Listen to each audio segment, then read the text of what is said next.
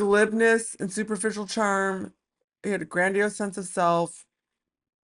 Like I said, the pathological lying, just anything. He was always super manipulative. Like it was like everything that you told him, he just uses it's fodder to be used against you. Like not anything that you tell him about yourself, they use everything against you and to use it in order to try to either control you or get revenge. They're really vindictive. Um, they lack remorse or guilt. Again, he would always say like, "Oh, you're just." He would act totally crazy and psycho, and then he just like, "Oh, you're just too sensitive." He would always be like, "You're just too sensitive." That's always their thing. You're just too sensitive. They have a shallow affect, total lack of empathy. You know, total failure to accept responsibility. Like they always turn it on you.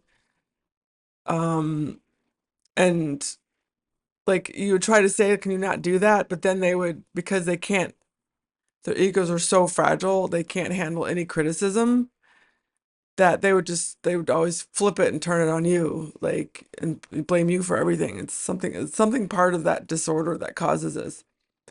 He totally had need for stimulation, like the drama, and like also this wanting to get in fights with people and punch people, and like he'd come back with stab wounds. He had a parasitic lifestyle. It's like mooches off everyone, like because they can't find his own inner wealth and strength. Everyone else is just a source of supply and validation, and they just have to get things from people because they lack of realistic long-term goals.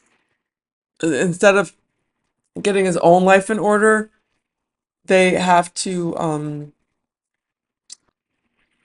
try to control you.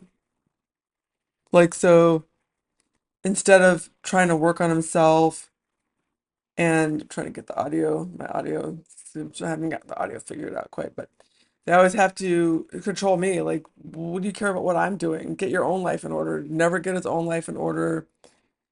Never would take responsibility for himself so that he can move in a better direction because he just blamed everyone else. So how do you move forward if you're just blaming everyone else all the time, right? Totally impulsive, no sense of self-control or restraint. So totally irresponsible. Like he had so many times, like, oh my God, so many times. When I first met him, he was not homeless, but over the period of time that I never had him live with me, you know. He would I would hang out with him on the weekends. But the first year and a half that I rolled with him, he was not homeless. He was living with his stepdad and his half sister. And then because of his drama, they ended up kicking him out and like not engaging with him because he was so just toxic. That's the problem. Because of his drinking, he would always end up getting kicked out, ruining job opportunities, not showing up for work because of his poor behavioral control, which is number 14. He had early behavioral problems, like he started early and had juvenile delinquency. I don't know these last three. I don't know. He didn't quite match, but he had all the other ones. Revocation of conditional release. In other words, they get out early, they're going to break the rules because the rules don't apply to them because they're better than everybody else, they're smarter than everybody else. It was only a mistake or an unfortunate accident that they got caught. They really don't have to follow the rules. That's true. The rules didn't apply to him, and he had a restraining order, didn't follow it. You know, matter of fact, sometimes restraining orders make them act worse. This isn't the face hurt tilt, so this is the how exhausted you feel after rolling with one of these mofos filter. Holy crap. This is the filter you like. I'm tired as all. I'm like, even thinking about all the drama that I dealt with rolling with this mofo, I'm still tired. So tired. It's like, oh, just and they thrive on drama. They love it. And then they blame you. Like, you're the one that like I'm like, I don't want all this drama. I just wanted the fun part, you know. But they cause drama everywhere. Usually like people act out of their own state of consciousness. But this lady brings up a really good point. She's another criminal profiler, that was on the Lisa Billiou podcast, and she kind of brought how they target vulnerable women. And at the time when I rolled with him, I was very psychologically vulnerable. And I think time is a factor. What I often hear, particularly in the family courts where I work, and I see women who've got into trouble with very difficult relationships, is that they've trusted, they've assumed that this person is the guy for them after literally only meeting them a couple of times. And they could say, oh, well, he seemed really nice when I met him. And I'm thinking, yeah, but you only met him a couple of times. How do you know anything about anybody if you've only met them a couple of times? And I have to tell you, the people say, oh, I just knew.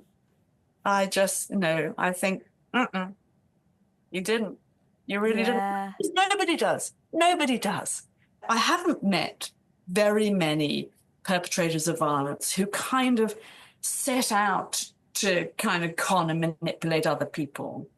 But I think it is true that they are often men who are interested in dominating the vulnerable.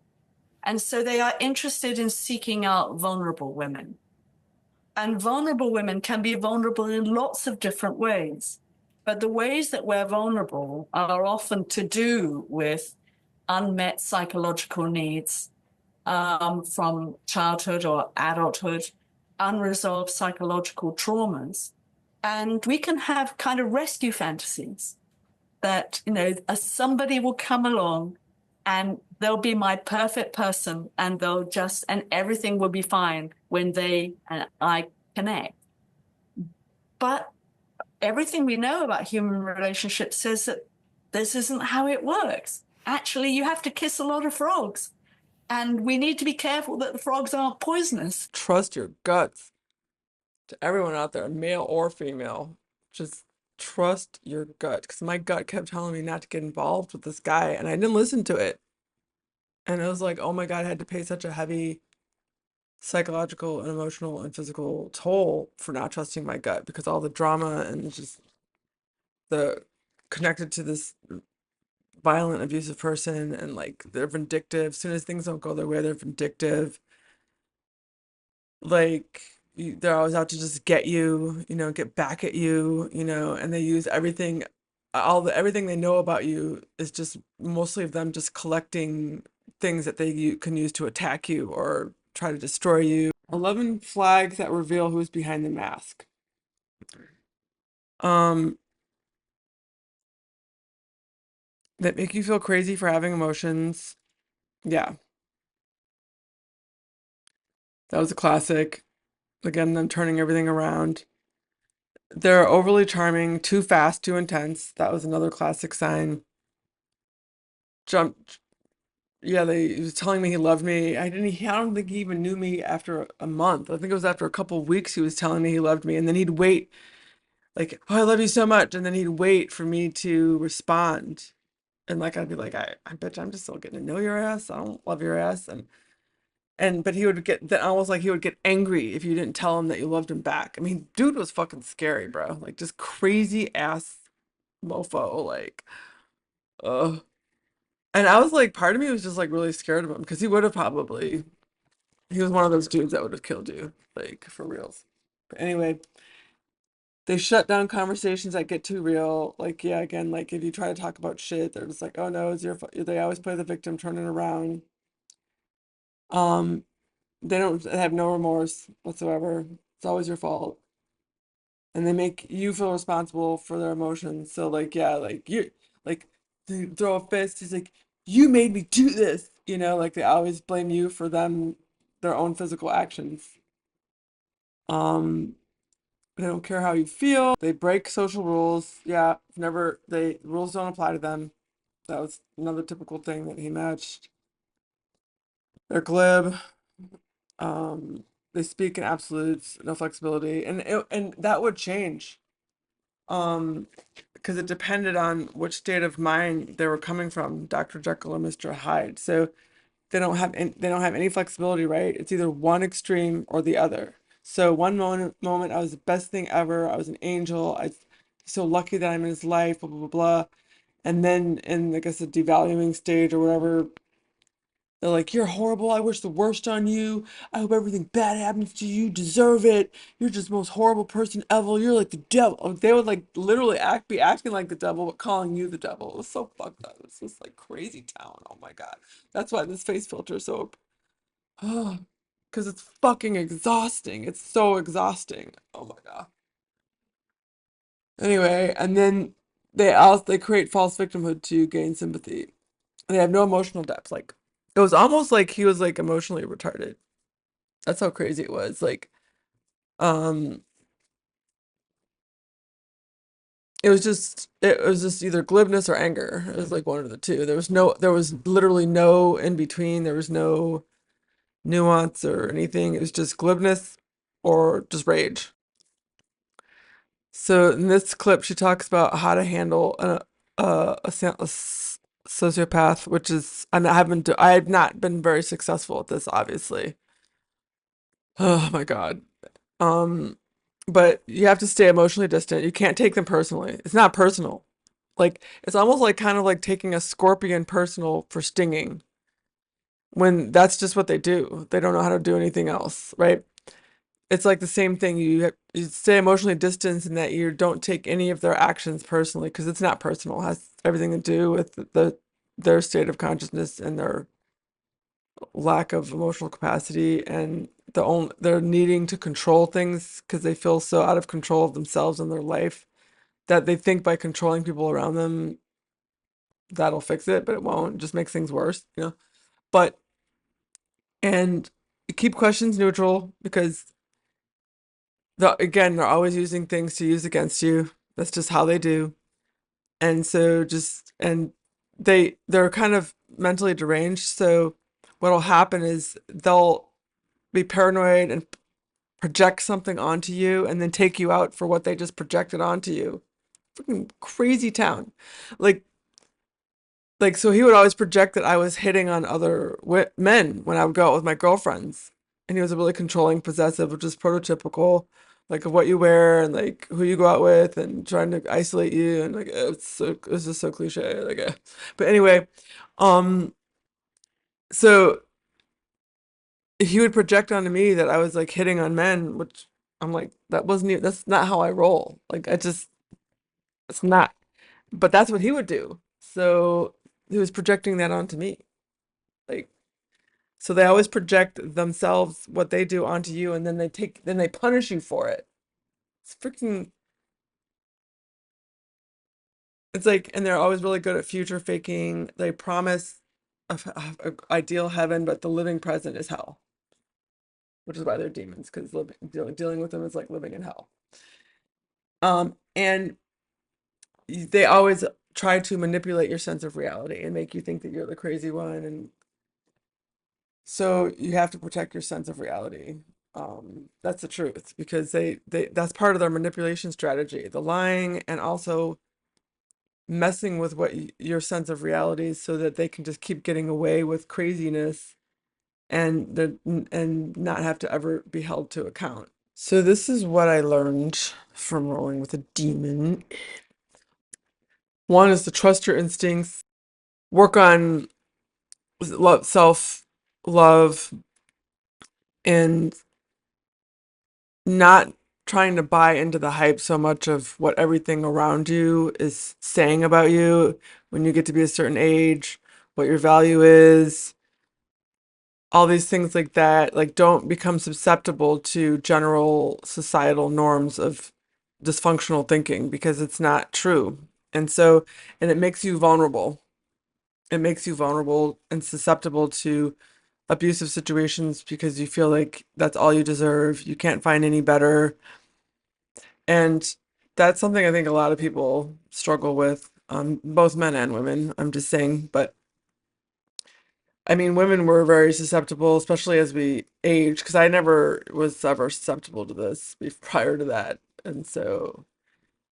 And abusive type people, they need control because they've got no control of themselves. So that's their only way to navigate the world is trying to control everyone around them. And through manipulation and deception and stuff. and they're kind of broken, like weak people, because people with inner strength don't need to do these kind of crazy things, like, um so you're less susceptible to abusive people if you have more self-love, more self-respect, trust yourself, which I think trusting your intuition is an aspect of self-love because it's trusting yourself.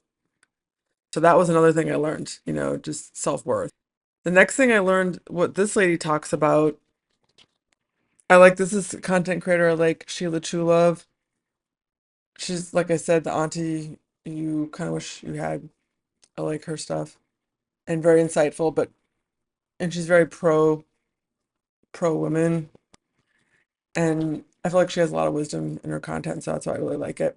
But anyway, she's talking about be careful who you sleep with, because you can create ties. That's the thing, like, and one of the tactics that abusers do use is fast connection, you know, and it's I don't know if they're ever real. I felt love towards the demon, but I don't know if he ever really. I don't know if he's able to love anyone. He didn't love himself, so who knows if was able to love. I don't know. There's moments I felt like love flowed between us, but in a second it was like a faucet and be turned off. All of a sudden, like, the demon would come out, and it could easily kill you. I mean, it was like that, right? So, but yeah, so she says, be careful who you sleep with. Like, that's the thing. Like, I was really dismissive of, like, I was ignorant. I didn't know that you really do form, I think, energetic and spiritual ties to people you have sex with. And so I learned that was a hard lesson I learned, just not, like, that's why I haven't been with anyone in, like, literally years now, and not, and suffered the loneliness that you can feel. I was like, well, I'm just gonna have to deal with it because I don't want to ever repeat the sequence I did with dating the demon. I try to learn from my mistakes, right? So, I just was like more susceptible to just I'm gonna have to be alone because I don't want to ever live with that again because it was so exhausting and stressful and frightening and stuff. You can't change people. Um, you can't fix people. You can't date on potential. Role if you are sexually involved with someone because there's more of a connection than just the general population, you can get some of the person's negative karma. Like, I'm gonna do a video on that, and I felt like he had his ruined his own life, was constantly making choices that were ruining his life, getting kicked out of places even though he had plenty of opportunity for housing support, job support, work support. He just would throw it out the window and toss it with his own actions, right? Um, you can't fix that. You can't fix somebody. It's up to them. So that was another hard lesson. Much. Anyway, let's talk about how you have to be very, very careful with who you sleep with. Without further ado, listen in. Let's listen in. Now, So Be careful who you sleep with. I'm going to say it again. Be careful who you sleep with, who you entangle your spirit with, your energy with. Some people look real good on the outside, but in the inside, they full of demons. Yep. So be careful who you laying down with. You don't want to be around here messed up in the head about a person, crazy about a person, and don't even know this person is a walking around devil. This person walking around with nothing but demons in them, nothing but karma, and you wondering why your life going the way it is. Your life was once perfect before you met this person. Now, out of nowhere, months go down the line after meeting this person, stuff's just starting to happen to you. Be careful who you sleep with, man. Some people are walking demons, man. Who you date can make you ill. There's a lot of, obviously, videos that you see that are popular, the glow up videos after women leave relationships and they glow up and they look great. I've seen that. Like I experienced it and I've also seen it. Like it was so stressful dating this person, like, and it was terrifying because he was making threats to my kid. He was like making threats to me, like threatening to damage my property, almost trying to a couple times. I mean, it was just like, oh God. There's so many things he did that were bad. I won't even go into detail here because it was just he was a horrible partner. But I bonded with him. Like that was the thing I learned, just not who to cover to sleep with because you bond. Like it's horrible. But then also too, like if you are dating someone who's if you're in a very stressful, abusive relationship, that living with that chronic stress will take a toll on your health. Like I feel like that's what happened to my mom and her partner. They both have horrible health conditions, but they all they did was fight. It's just fight, fight, fight, fight, fight, constantly fighting, constantly hitting, like literally physically punching each other, and just crazy, like decades of this, you know, and just arguing and fighting. And he was like cheating on her and all this stuff. And it was so weird. And she didn't, she said she didn't want to leave him because she didn't want to be alone. But I feel like being alone is better, is a lesser of two evils than being in a chronically abusive and toxic relationship, right? It's like demons walk amongst us. So like, and people just, so you got to be like ducking and weaving and bobbing and like to try to make sure you avoid one of those mofos because it's like it's exhausting.